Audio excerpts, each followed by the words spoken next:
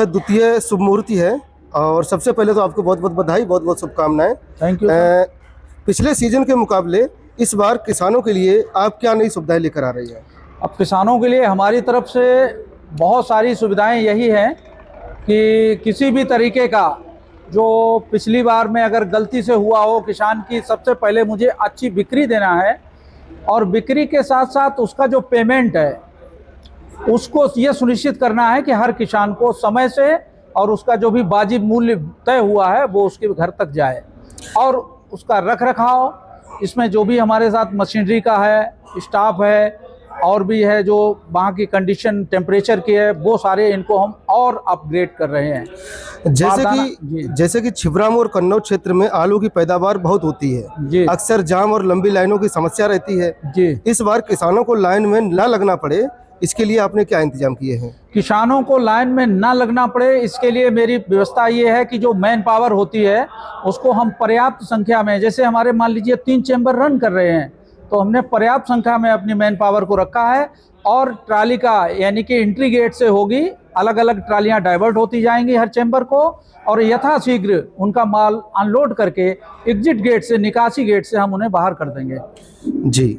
जैसे किसान जब आलू रखने आता है तो रेट जो है कुछ और होते हैं जी। और जब निकालने आता है तो पल्लेदारी, छटाई या सुतली के नाम पर एक्स्ट्रा पैसे काट लिए जाते हैं।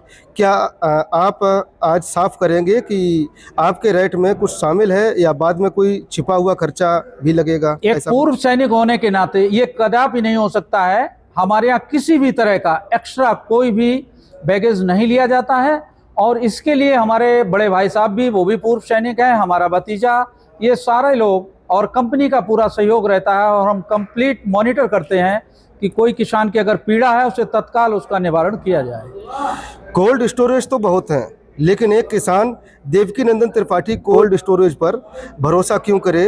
आपकी खासियत क्या रहेगी? हमारी खासियत ये रही, जैसे कि विगत में भी हमने जो आलू निकाला है, लास्ट तक कहीं आलू के अंदर अंकुरण नहीं था।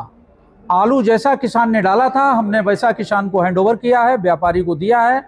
और व्यापारियों की भी सबसे बड़ी बात यह है कि हमारे यहाँ जीटी रोड से भी अच्छा हम लोगों ने आलू का विक्रय किया है और उनको जो है नगद भुगतान किया है। किसी तरह की कोई, मेरे जान में कोई ऐसी नहीं है किसी की शिकायत पेंडिंग हो।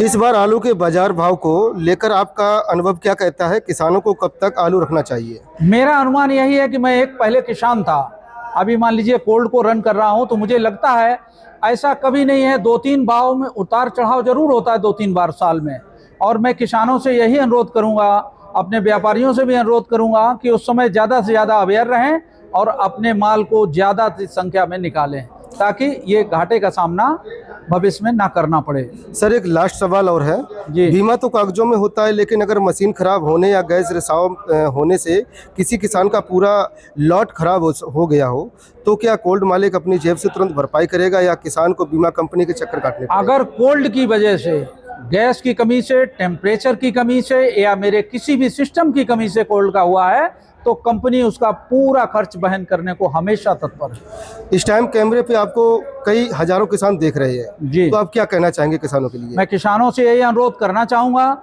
सबसे पहले ये किसान जब आलू लेके आते हैं तो कोल्ड में ग्रेडिंग करके लाएं।